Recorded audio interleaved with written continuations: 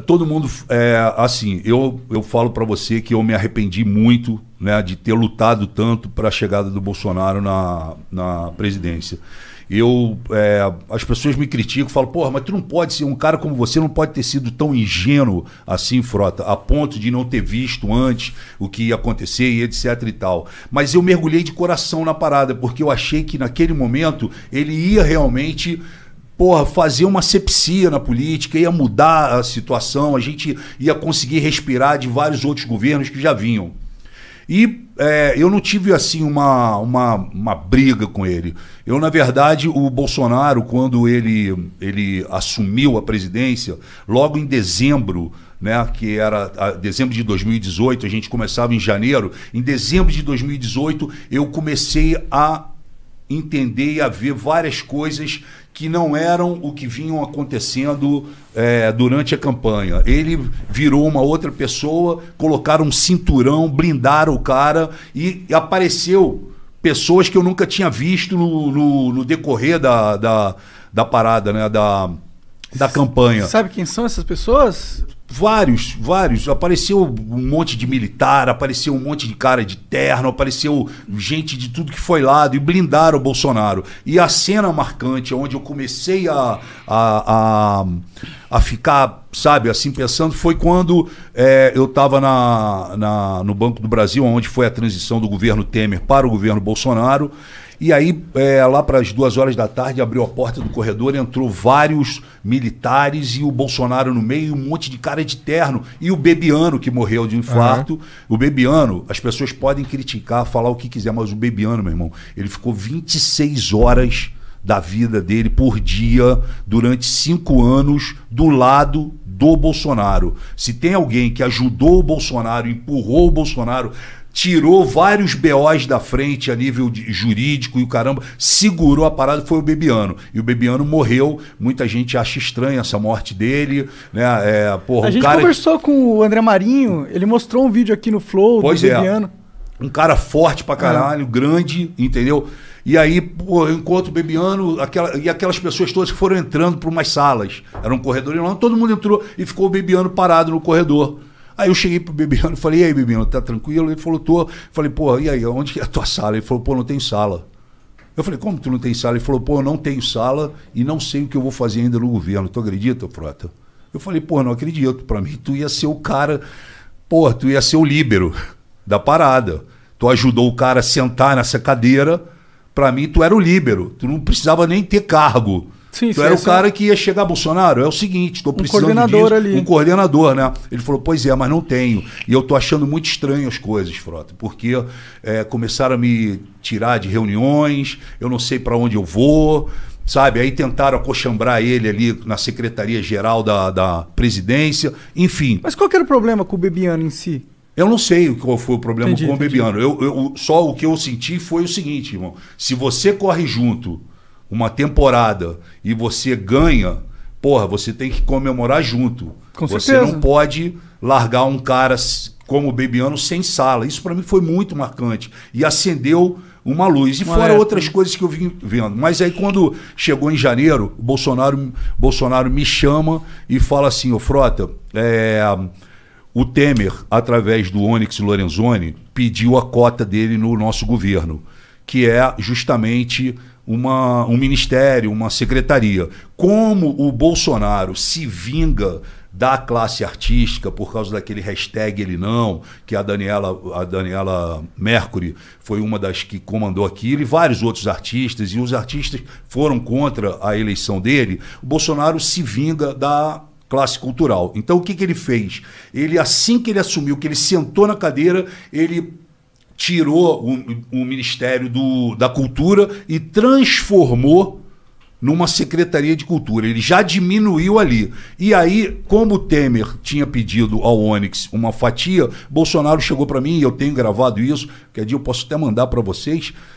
O Bolsonaro, o Onyx chega e fala, ó, precisa colocar o Osmar Terra em algum lugar. E aí o Bolsonaro coloca o Osmar Terra na Secretaria de Cultura, sendo que o Osmar Terra nunca fez nada pela cultura do país. E aí o Bolsonaro me chama e fala, Frota, é o seguinte, não gosto do Osmar Terra, ele não vai fazer nada pela cultura, mas eu preciso o seguinte, embaixo da secretaria, do secretário de Cultura, tem 6 secretarias importantíssimas para o fomento da cultura no país. Lei Rouanet, direitos autorais, praças públicas, monumentos e etc., diversidade, audiovisual e não me lembro agora qual que é a outra. São 6. Então o Bolsonaro chegou para mim e falou, pô, Frota, vê se você pode ajudar o Osmar Terra e monta para mim esse cinturão embaixo dele. Então eu fui para campo, eu conheço muita... Antes de continuar, só que eu tenho uma dúvida nessa sua história. Por que o Temer poderia pegar uma parte dele? Porque isso é um jogo político, né? MDB é um jogo político. É o Temer pegando a cota do MDB. Do MDB. Entendi. É isso. Entendi. Se eu não expliquei... É que eu não entendo muito. Os partidos, quando fecham, pô, vamos eleger o Monark. Vamos eleger o Monark? Então tá, Monark, a hora que você sentar, nós vamos te colocar lá, mas a hora que você sentar lá é o seguinte, ó, nós queremos essa secretaria aqui. Entendi. Tá fechado? Essa era a missão do Temer como líder do partido. Você fatia o governo. Pode crer.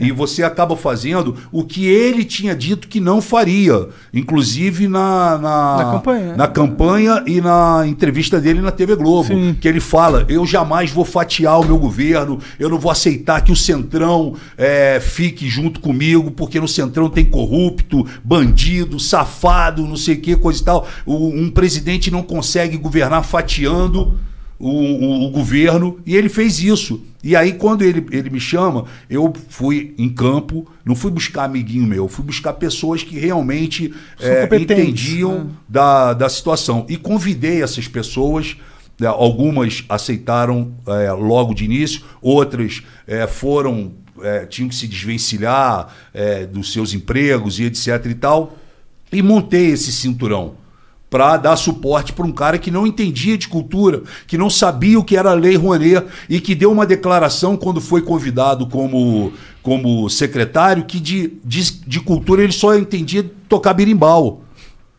Aí, pô, eu montei para ele e já era no final do ano, o Osmar Terra, a família dele, mora no Canadá. Então ele falou, olha, Frota, eu tô indo pro Canadá, a gente resolve depois. Eu falei, não, vamos fazer o seguinte, teu avião vai fazer uma escala em São Paulo, você vai ficar lá umas 3 horas, eu vou levar todo mundo para um restaurante no aeroporto e vou te apresentar os seus possíveis secretários e etc e tal. E como você não entende, você pode estar certo que eu estou colocando aqui pessoas que realmente são do meio, sabem, tratam bem de cada tema. Pô, tranquilo. E aí ele foi no avião dele, enfim, eu montei toda a situação lá no restaurante, no aeroporto, enfim, e apresentei todo mundo para ele. Falei, ó, esse aqui, essa aqui, esse. Apresentei o secretariado dele. Isso já acendeu uma luz no governo, que os caras começaram a falar assim, pô, o Frota tá se apossando da cultura. Entendi. O Frota tá querendo o ministério para ele. Não era, o presidente me pediu. Aí eu apresentei para ele, ele foi embora. E, porra, saiu todo mundo, pô, Frota, beleza. Porra, tô feliz, obrigado pela oportunidade, vamos lutar. E o caramba, ó, tô pedindo demissão da Fox para assumir aqui a parada. O cara, porra, com 10 anos de empresa, tô saindo fora, mas meu irmão, pode vir, vai dar tudo certo. E, porra, ele viajou, o Osmar Terra. E o Osmar Terra viajou, passou o ano novo, essa coisa. Quando ele volta, ele se encontra com o Onyx Lorenzoni, os dois são do Rio Grande do Sul. Ele se encontra com o Onyx Lorenzoni e, sem falar comigo, sem pelo menos me informar, resolvem mudar o cinturão. Porque eles já vinham com a cabeça deles de, não, vamos acochambrar aqui a nossa galera. Porra, nada do Frota, nada, sabe? E começaram a fazer esse jogo. E montaram isso, tiraram das 6 secretarias, brother, eles tiraram 5. Eu fiquei só. Aliás, eles tiraram 4, ficaram 2. A de audiovisual e a de direitos autorais, o Maurício Braga. Eu falei, porra, cara, isso não tá certo. As pessoas saíram dos seus empregos. Pô, o cara tava ninguém chegando em Brasília já, pô, tô procurando flat aqui pra morar, porra, mas ninguém ainda me ligou pra fazer crachá, ninguém me ligou. Não, vai ligar, calma. E aí, de repente, eu vejo no jornal, fui informado pelos jornais, que, porra, tava montada uma outra pá, vamos chamar assim. Aí eu fiquei puto com isso, obviamente, fui direto no Bolsonaro para falar com ele. Aí que eu cheguei no Bolsonaro, o Bolsonaro virou para mim e simplesmente falou, ó, não quero saber, irmão, isso daí é problema teu, porra, não vou arrumar confusão, Frota, pelo amor de Deus. Falei, caralho, como pelo amor de Deus? Você pediu para eu montar uma parada, eu tirei as pessoas, botei as pessoas aqui e agora você me fala, pelo amor de Deus? Não, porra. E, cara, um monte de gente falando na cabeça dele, não, é amigo do Frota, vai dar problema, aquela porrada de coisa. Enfim, limou os caras, eu fiquei puto. Porra, a primeira oportunidade que eu tive, eu fui pro plenário, meu irmão, peguei o microfone e soquei forte o Onyx Lorenzoni. Chamei de safado, vagabundo, que não poderia ter feito isso, não sei o quê. E pá, fiz um discurso pesado. Nesse discurso pesado, os caras entenderam. Falou, ó, abriu aqui uma fissura entre o Frota e o governo. Como é que o cara vai e fala do ministro, que é o secretário do Bolsonaro, ele, porra, senta o pau. Aí sentei a porrada. E nesse meio tempo que eu tô fazendo isso, na mesma semana quase, explode o caso do Queiroz. Que aí, porra, o Paulo Pimenta do PT faz um discurso muito forte e aponta pra gente que tava ali embaixo, aquela galera nova do PSL, que eu tava junto ali, eles apontam e falam, porra, eu quero saber de vocês que subiram, que se elegeram falando de que iam combater a corrupção, que não sei mais o que, eu quero saber quem é de vocês que vai subir aqui e pedir a prisão do Queiroz. Aí eu pulei e falei, eu quero a prisão do Queiroz. Falei no microfone, ele de um lado e eu do outro. Eu quero a prisão do Queiroz. Quero saber se você quer que o Lula continue preso. Porque eu quero a prisão do Queiroz. Porra, aí, meu irmão, o telefone tocou, Bolsonaro, você tá maluco? Você quer fuder meu filho? E porra, como é que tu pede a prisão do Queiroz, caralho? Não sei mais o que, pagando pra mim, em geral. E passou uns 15 minutos, veio o Flávio Bolsonaro. Flávio Bolsonaro chegou no plenário e falou assim pra mim, porra, papai tá puto contigo, Frota. Como é que tu fala isso, porra? Pede a prisão do quê? Porra, cala tua boca, cara. Porra, tu não precisa fazer isso, caralho. Pá, pá, pá, pá. No dia seguinte tinha um café da manhã. Eu fui no café da manhã, o Bolsonaro deu de cara comigo, chegou pra mim.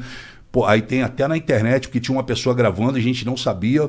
Aí ele, porra, me abraça e fala assim, puta que pariu, caralho. Fecha essa matraca, Frota. Você tá maluco? Como é que tu me fala uma merda daquela? Aí ele mandou essa e depois o Bolsonaro ele é cheio disso. Ele dá uma chicotada, depois ele quer aliviar. Aí ele fez a gracinha e a gracinha ficou pior do que a parada que ele falou assim, porra, não sei o que, como é que tu fala essa merda? Porra, Frota, eu quero continuar transando contigo. Mandou assim no meu ouvido. E porra, e saiu.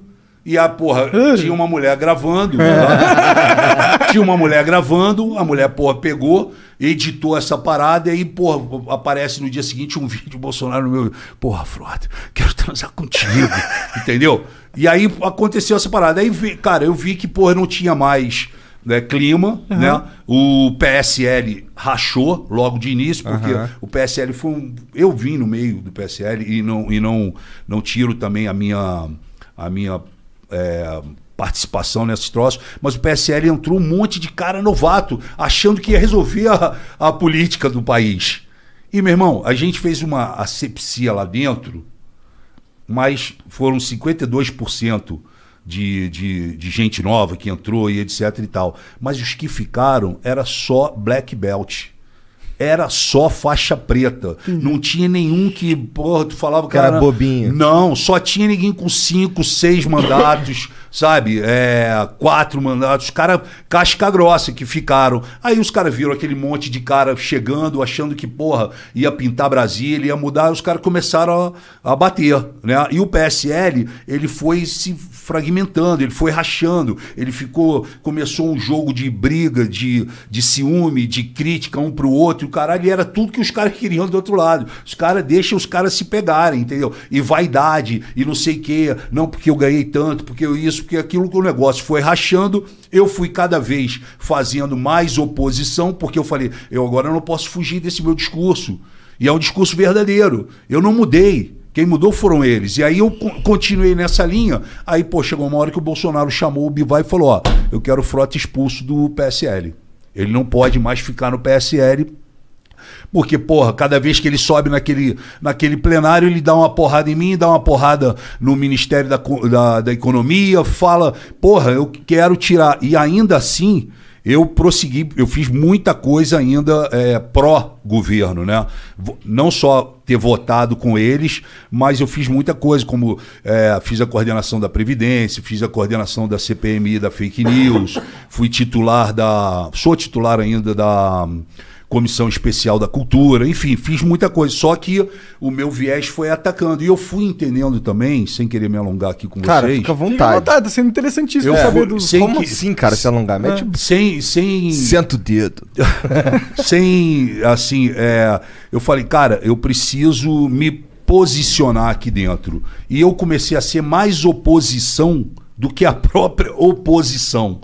Né? A esquerda, naquele momento que nós chegamos em Brasília, em 2019, ela estava uma esquerda quadrada. Eles só falavam assim, quem matou Marielle? Quem matou Marielle? E o pau comendo do outro lado, e quem matou Marielle? Quem mandou matar Marielle? Quem matou Marielle? Porra! Não tinha uma oposição, tinha ali uma... Porra, era um grito de dor. Um grito de dor. E aí, pô, eu até fiz um Twitter uma vez e falei assim, porra, a esquerda precisa acordar.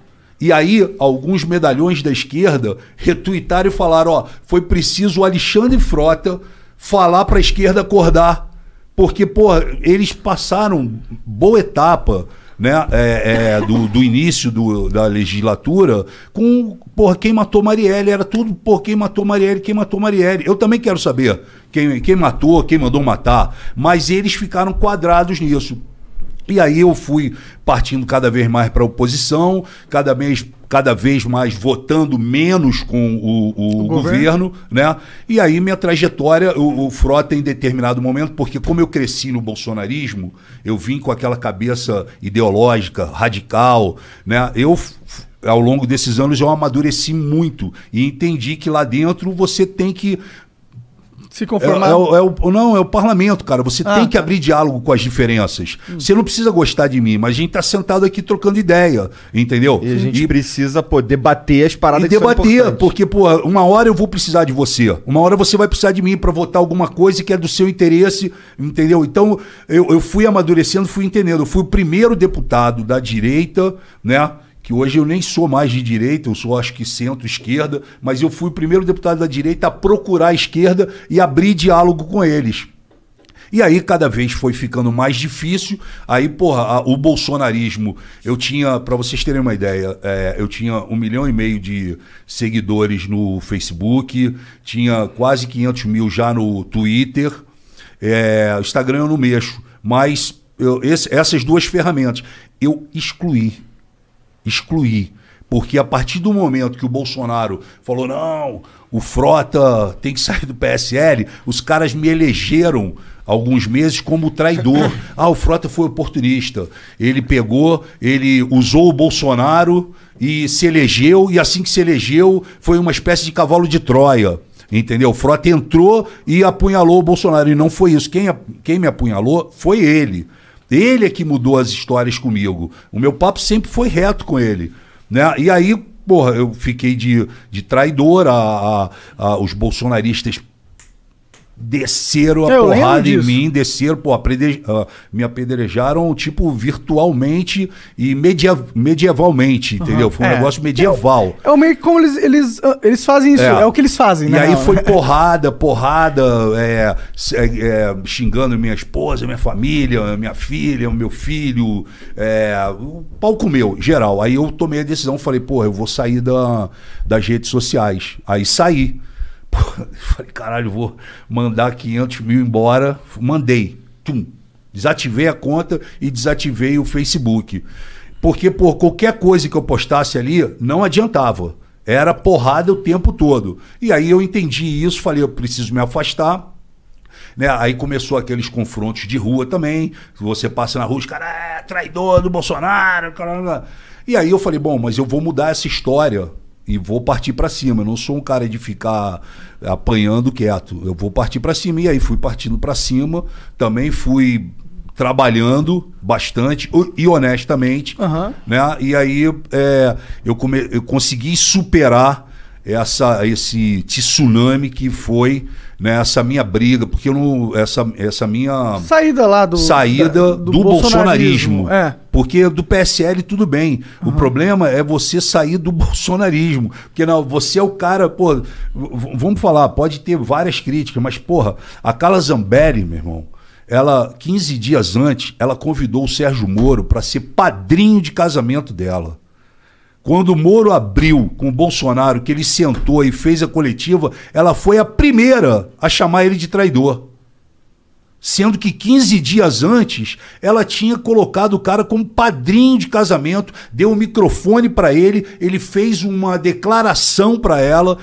Naquele momento, ele era o Sérgio Moro, né? Era o cara que combateu a corrupção. Foi por isso que ela chamou ele para ser padrinho. Por isso que ela chamou ele para ser padrinho. Ele foi lá, fez uma puta de uma declaração para ela, e quando chegou 15 dias depois, 20 dias depois, que ele rompeu com o Bolsonaro, ele rompeu porque o Moro viu, ele pode ter errado com o Lula, pode ter tudo, mas ali como ministro da Justiça, ele viu o momento em que o Bolsonaro, e tem gravado aquela reunião dele, Bolsonaro vira e fala, porra, quem manda nessa merda sou eu tô pedindo pra fazer, se não fizer, tira quem não fez, ou então tira o ministro, e olha pro lado.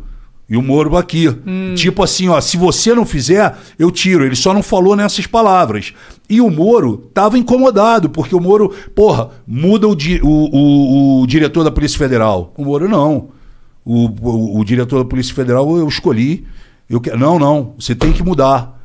Porra, o cara tá enchendo o saco do meu filho no Rio de Janeiro. Muda o diretor do Rio, muda a COAF. O Moro viu que não tinha como. Ele que tinha... Naquele momento ainda ele era a áurea da anticorrupção, ele não podia ficar sentado na mesa com aqueles caras. Aí ele pede para ir embora. No dia seguinte, meu irmão, ele virou o Judas, ele virou o traidor, comunista, e os caras vieram pesado em cima dele. Porque o Bolsonaro, ele passa maior parte do tempo dele, cara, defendendo os filhos. Principalmente o senador da rachadinha. Dá pra ver lá, que aí parece que ele tá constantemente em apuros. E aí ele tá em apuros, ele pega, porra, liga lá e fala, porra, o Monark, cara, ele não tá resolvendo as coisas pro Flávio. Tira ele, bota lá no Acre.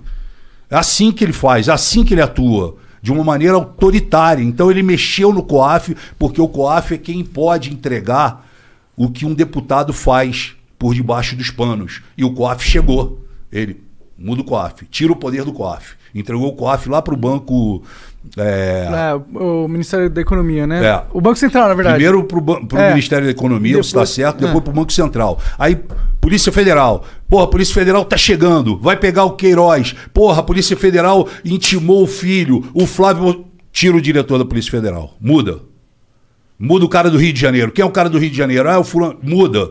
Então ele foi fazendo isso, e isso ele faz o tempo todo, porque todo dia surge uma merda que eles fizeram e que eles ocultaram da gente, ocultaram do país e ocultaram daqueles que ajudaram ele a chegar no poder. Então é meio que ele bota a mão aqui para estancar essa água, vaza daqui, aí ele bota aqui, então ele fica assim, ele fica aqui assim o tempo todo, e aí aparece um outro buraco, aparece um outro buraco, toda hora, é o cheque da Michele, é o Queiroz, porra, o Queiroz foi descoberto dentro da casa do advogado, do sítio do advogado, do cara que não era advogado, que agora é advogado, que ele passou uma procuração, e é filho, e é rachadinha, e é compra de mansão, e é compra de apartamentos, não tem... Quem comprou teu apartamento? Não, foi um amigo meu que me vendeu. Quem é teu amigo? É um policial. Pô, mas como é que o policial tem esse dinheiro todo pra... E aí é uma coisa atrás da outra. Porra, Queiroz, não, eu vendia carro. Porra, mas o cara, a imagem do cara lá fazendo a rachadinha. Não, eu vendia carro, não sei o que, coisa e tal. Isso tudo, cara, foi enfraquecendo. Então, esse nosso primeiro momento aqui, eu pergunto pra vocês, né, ou pro público de vocês, qual vai ser o discurso do Bolsonaro em 22? Ele não vai poder falar que ele combateu a corrupção. Não vai poder falar isso para ninguém. Sim. Ele não vai poder falar. Então ele vai combater o Covid. Então isso muito menos. Então ele vai chegar sem discurso, irmão. E eu vou te falar, dessa vez não vai ter facada. para tirar ele dos debates. Ele vai ter que ir pro debate, entendeu? E no debate, meu irmão, ele vai encarar um Lula, ele vai encarar um Ciro Gomes, ele vai encarar o Dória, ele vai encarar um monte de gente que vai estar sedenta, porque o Bolsonaro, ele é um dicionário, ele é um poço de conteúdo de merda, entendeu? É verdade. Sim, sim. Ele é porra, o cara que for debater com o Bolsonaro, e, porra, o Ciro, entendeu? Casca grossíssima, Lula, com a vivência que ele tem, Dória, o caramba. Eu não tô. Esquece as críticas a cada um. Eu tô falando dos caras, meu irmão. O cara vai sentar. Vai sentar na cara do Bolsonaro, meu irmão. O cara vai sentar de 12 na cara dele a queima-roupa, entendeu? E ele não vai ter o que falar. Ele não vai ter o que falar. Porra, você combateu a pandemia, Bolsonaro? Porra, com 500 mil de mortes lá, talvez, e eu espero que não, mas, porra, pode estar muito maior. Você combateu como, Bolsonaro? Tem 110 e-mails aqui, Bolsonaro, seu que você, da Pfizer para você, e você não quis comprar as vacinas, que se ele tivesse comprado em agosto, talvez 80 milhões de brasileiros não tivessem morrido. Então é uma série de coisas que vai vir... 80 milhões é muito. 80 mil. 80 mil. Perdão. Não, sim, 80 mil. Sim, só pra... Não, tá certo. Melhor eu corrigir do que esse cara achando. Corrigiu bem. Ele não vai ter discurso, ele vai chegar lá, vai ficar, sabe... ele vai entrar em choque. Não, eu também acho que ele é fraquíssimo. Ele vai entrar em choque, entendeu? E depois ele comprou aquela Covaxin da Índia lá por... 1000%. Pois é. 1000% mais caro. Hoje, pô, o Osmar Terra, de novo, o Osmar Terra, aquele lá que a gente no início falou aqui, que foi o secretário de Cultura, né? O Osmar Terra, hoje, ele, meu irmão, ele foi massacrado na CPI, porque os caras... Entendeu? Ele era super negacionista, né? Totalmente negacionista, contra a máscara, contra a vacina, contra o isolamento, contra tudo. E não adiantou ele falar que não, porque os caras hoje puxaram os vídeos e falaram, vamos assistir. Passaram um clipe dele, um clipe dele de uns 3 minutos, ele só... Falando as merdas que ele falou. Os caras relembraram a ele hoje. Foi? Eu não vi isso aí. Como que ele reagiu? Não, essa CPI, ela tá mostrando ao país realmente a verdade. Ela está mostrando ao país por que veio e o que realmente acontece. Essa CPI, ela não vai ser a CPI que as pessoas... existe um ditado em Brasília, de pizza? Que a CPI começa, todo mundo sabe como começa, mas ninguém sabe como termina. Essa, ela vai terminar. Tanto é que ela vai terminar que o Arthur Lira hoje já falou, não, a CPI não vai dar em nada. Porra, o Arthur Lira tá abraçado no Bolsonaro, mandando no Bolsonaro. Como se ele tivesse... É como se o Arthur Lira tivesse colocado na bunda do Bolsonaro um fio e um joystick, e ele faz com o Bolsonaro o que ele quer. É isso, essa é a verdade. Hoje, quem manda no país hoje chama-se Arthur Lira e o Ciro Gomes, o Ciro Nogueira, que é o chefe do Arthur Lira, que é o cacique do PP. Quem que é esse Ciro Nogueira? É um senador. É um senador? Senador do PP, que é o cara que manda no Arthur Lira, que manda no Centrão, né? E o Arthur Lira tá de presidente da Câmara, meu irmão. É muito alto a parada, entendeu? Então, o Bolsonaro hoje ele tem o domínio da Câmara. Ele, E o Senado, como que ele é? O Senado é o seguinte, o Rodrigo Pacheco, ele é mais low profile, ele é mais tranquilo, entendeu? Ele é mais... um cara, advogado, ele não é metido na curriola, então ele fica mais panos quentes, sabe? Ele vai levando... Ele era contra montar a CPI, que ele sabia que a porrada ia comer, mas ele foi para a televisão e falou, eu sou contra, acho que não é o momento, mas eu vou acatar o que o STF mandou. E o STF mandou eu instalar a CPI, está instalada a CPI. Agora é com vocês. E o pau tá comendo na CPI violentamente, porque tá botando o dedo na ferida e mostrando. E a CPI com autorização total de lembrar. Porque se o cara mente, não, eu não falei isso não.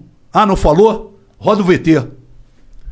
Aí o cara, igual o Osmar Terra hoje. O Osmar Terra ficou olhando para os VTs dele como se ele falasse, meu Deus do céu, o que eu falei durante meses atrás? Porque ele falou que ia morrer 2.000 pessoas, que ia acabar logo 3 meses depois, ia acabar a pandemia, que isso não era nada, né? Que, tanto é que ele influenciou a cabeça do Bolsonaro, e o Bolsonaro passa a chamar de gripezinha, resfriadozinho, e daí? Eu não sou coveiro, nada posso fazer, não vou comprar vacina, isso vai passar, e quem pega Covid que é marica e mais um monte de coisa que vocês viram aí, que não é loucura minha o que eu tô falando aqui. Isso tá tudo documentado, tá tudo filmado, gravado, né? Então, esse é o clima de Brasília, cara, hoje, entendeu? Hoje a gente tem uma polarização entre esquerda e direita. O Lula,